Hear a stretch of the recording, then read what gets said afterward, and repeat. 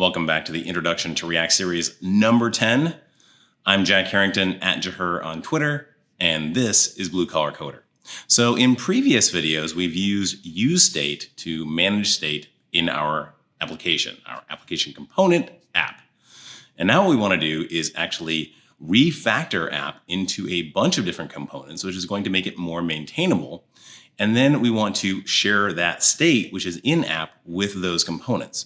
Now, the first way that we're going to do that is we're going to use what's called prompt drilling. We're actually just going to send the state and the state setters down to those components using properties. And then we're going to use context. It's built into the React system, and it allows you to go and share state with components in different locations without actually sending it to them via props. All right, let's go jump into the code. Okay, so we're going to start with this project that actually is the code for the intro to React number 8, because number 9, we went into classes, but don't want to deal with that in this case. So we're just going to go back to 8 and start from there.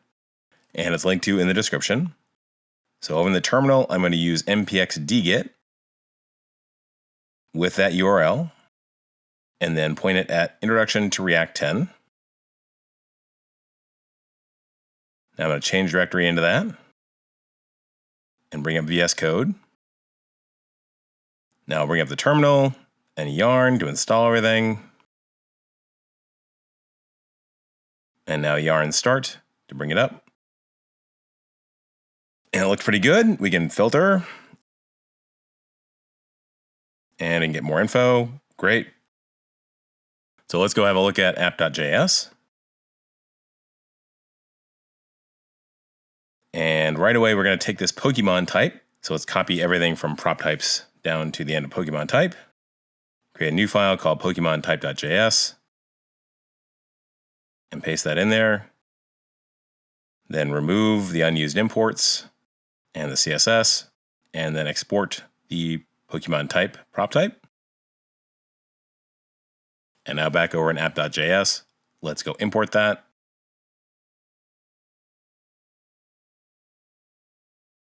And then remove Pokemon type. Next thing to do is get this Pokemon row out of here, so let's copy and paste that.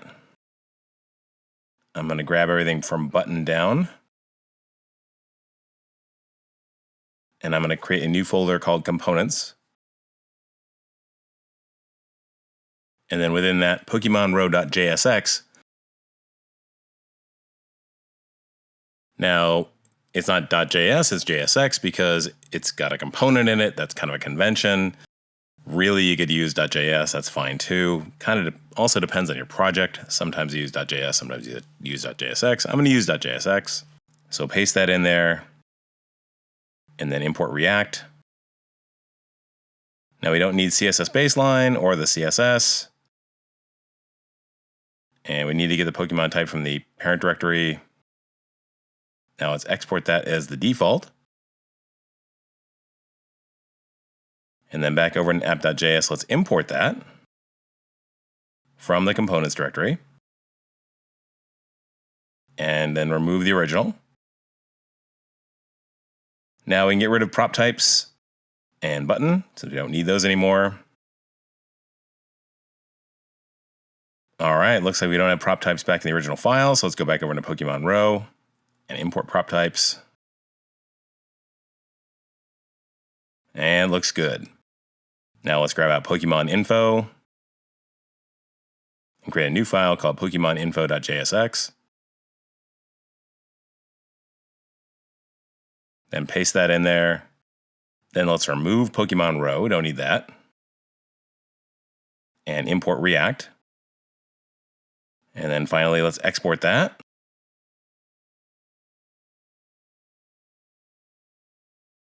And then go back over to app.js and import Pokemon info. And remove the original.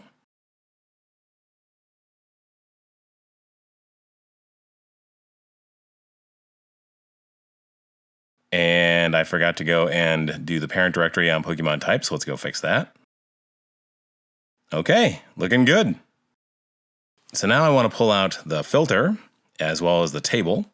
So I'm going to grab out the input, copy that, and then create a new file called PokemonFilter.jsx. First thing I'm going to do is define Pokemon filter as a function. And then paste in what I copied, the input, and then export that. And then import React. So this is looking pretty good so far, but we need filter and we need filter set. So where we're going to get those, we're going to get those as props, and that's the first argument to this function. And what we normally do in that case is use curly braces, and that's going to open up a destructuring, and then type in what we want. So in this case, we want filter and filter set. And that's good enough. So let's go back over and import that in app.js. And we also need the import for styled, because we want to bring in that styled input. So let's paste in that styled input. And then let's go down and change out input for Pokemon filter and remove the type equals text.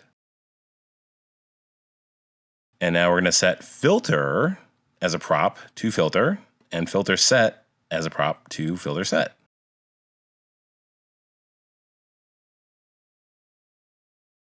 And we'll remove the original input.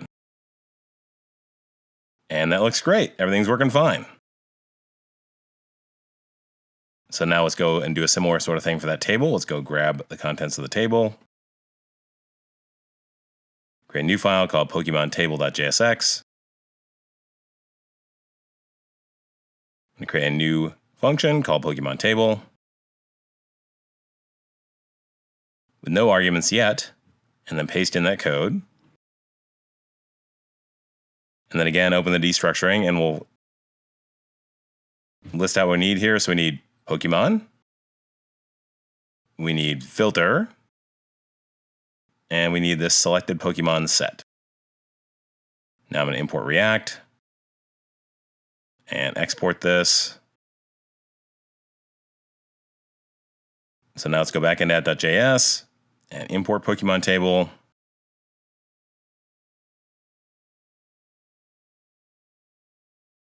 Copy and paste Pokemon filter, replace that with Pokemon table. Change out filter set to Pokemon. And add in selected Pokemon set. The last thing we need to do is import Pokemon row. And that looks good. So what's happening here is what's called prop drilling. So we've got these 6 items: filter, filter set, Pokemon, Pokemon set, selected Pokemon set, and we are passing them to these components via properties. And there's 2 problems with this. One, if you prop drill a bunch, if you've got a bunch of layers between this app component and the target component that needs it, and the components in between aren't actually using those properties, then that's a problem. And the second problem is that in this case, app knows a lot about the implementation of Pokemon filter and Pokemon table because it understands the props that it needs to pass down. So we can't really change out the implementation of Pokemon filter or Pokemon table without changing these props. So what we're going to do instead is create context and use context to pass these 6 values to any component that might want them. So the first thing I'm going to do is create a new file called PokemonContext.js.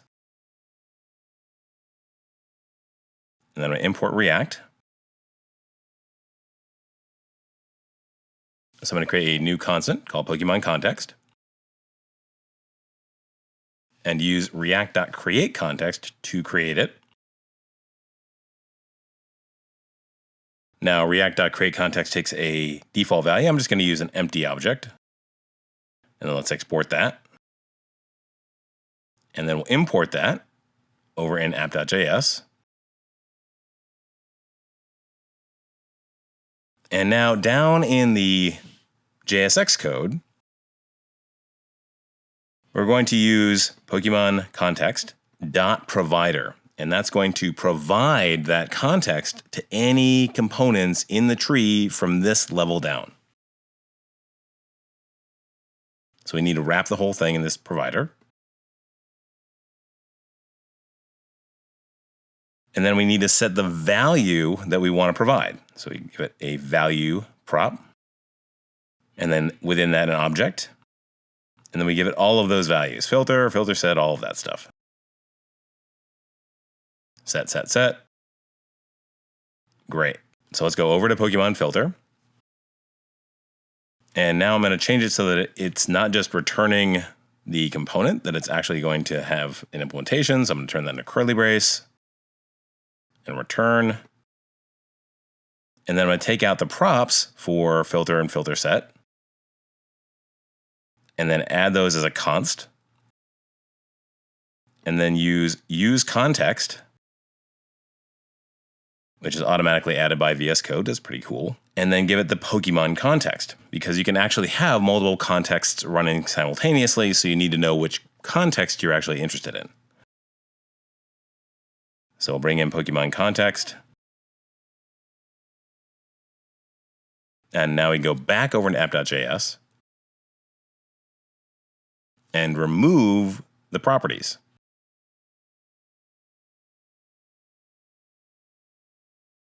And now I can keep typing, and it looks great.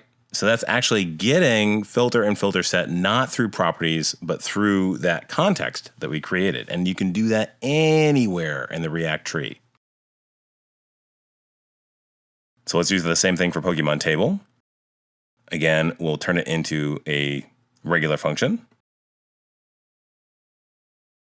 And then grab out the Pokemon filter and select a Pokemon set. Use context, again, automatically added. Give it Pokemon context, which in this case, it automatically imports. How nice is that?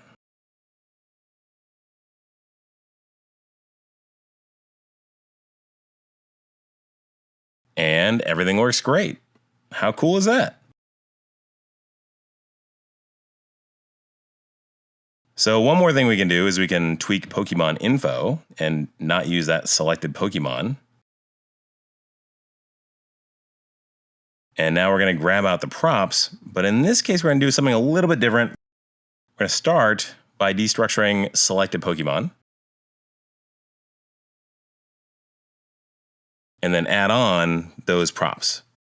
And the reason I'm doing that is because in the original code, we'd spread selected Pokemon into the props of this component. So in this case, now we have that selected Pokemon object again, and we need to kind of do that spread right here. So again, we'll use context.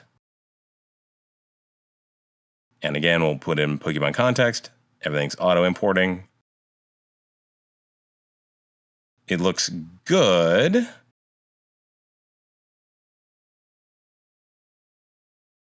But I first want to remove those props. And it still looks good. That's great. But now I also want to remove that selected Pokemon check, because I think Pokemon info should just stand alone and should do the check on its own.